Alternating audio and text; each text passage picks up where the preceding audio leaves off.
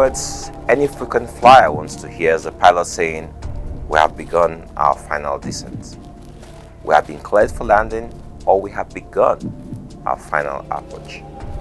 When you hear this, you know that in a few minutes you will be on ground. You immediately forget the long journey, you forget the turbulence, you forget the discomfort, or the annoying person sitting next to you. All you can now picture is home, or whatever you have to do when you arrive.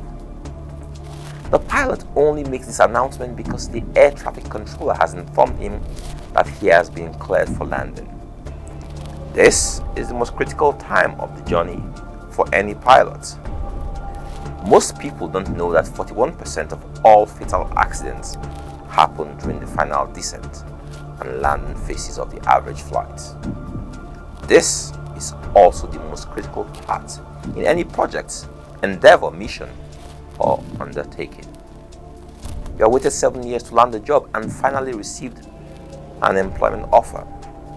This is your first day at work, and for some people, it could also be your last day at work, because anything can happen and your employment offer is revoked. I know someone who got a US visa after trying for 4 years, and a week after the visa was issued, they invited him back to the embassy with his passport. Guess what? His visa was revoked. He had been cleared for landing, but can't land. What of the lady who arrived in America after years of trying, and at the airport they sent her back because she had her school documents with her, even though she was supposed to be there on holidays? Cleared for landing, but can't land. Wedding day has come, but groom is nowhere to be found. Cleared for landing, but can't land. Let me tell you something fun that happened to me recently. There's this person I know whose business has been struggling and has been trying to market his services to me for some years.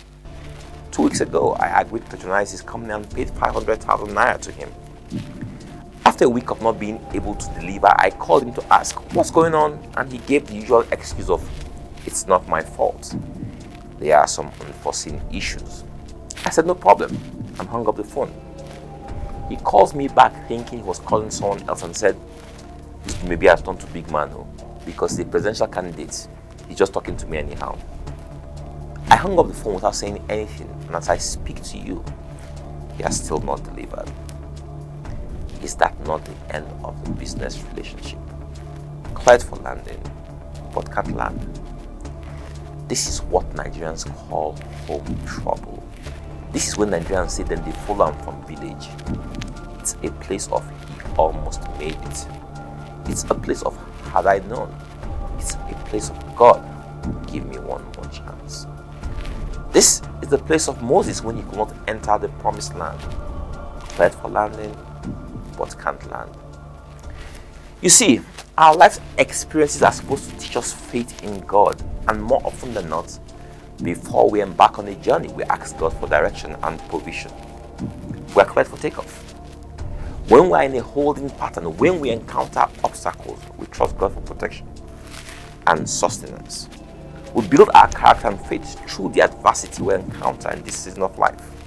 When we emerge from the storm, when we are cleared for landing, we sometimes tend to take our eyes off the ball. Some of us feel we're now experts and can deal with anything on our own. Some of us are weary from the turbulent season and don't have the energy to land. Some start operating in the place of pride because they think they have arrived. You know how some girls start treating their friends immediately a guy proposes? They start acting like they have the formula of marriage. What of those who are newly married and start snubbing all their single friends? What of those who get pregnant and start rubbing their tummy anytime they are around those who have kids? What of those who have just bought a new car and immediately travel to the village to show off to their poor relatives? You see, the people involved in the examples I have given more often than not land. They either abort landing or have a fatal crash. People think that the test of character is a turbulent period of life. But the real test of character is when you see success, when you touch wealth, when you are at the place of attainment. This is the real test of character. This is when most people fail. This is a place of pride, disobedience, idolatry, wickedness, laziness, mediocrity, and slothfulness. It's not home trouble. It's trouble, mostly self-inflicted. We stop praying when we think we have gotten the miracle. We boast about how we succeeded because of our extraordinary skills. We start showing off. Big mistake. When you are clear to land is when you bring your A game on. It's when you show what you're made of. It's when you remember where you're coming from and know who brought you this far. And realize that not by my strength.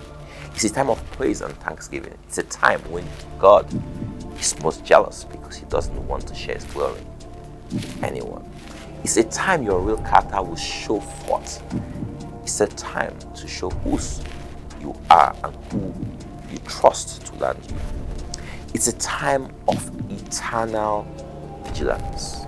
Wherefore, take unto you the whole arm of God, that ye may be able to withstand in the evil day. And having done all to stand, stand therefore, having your loins girt about with truth, and having on the breastplate of righteousness, and your feet shod with the preparation of the gospel of peace. Above all, taking the shield of faith, wherewith ye shall be able to quench all the fiery darts of the wicked, and take the helmet of salvation and the sword of the Spirit, which is the word of God. You're now cleared for landing. Word of advice: the same God who brought you this far is the same God who will help you land. God bless you all.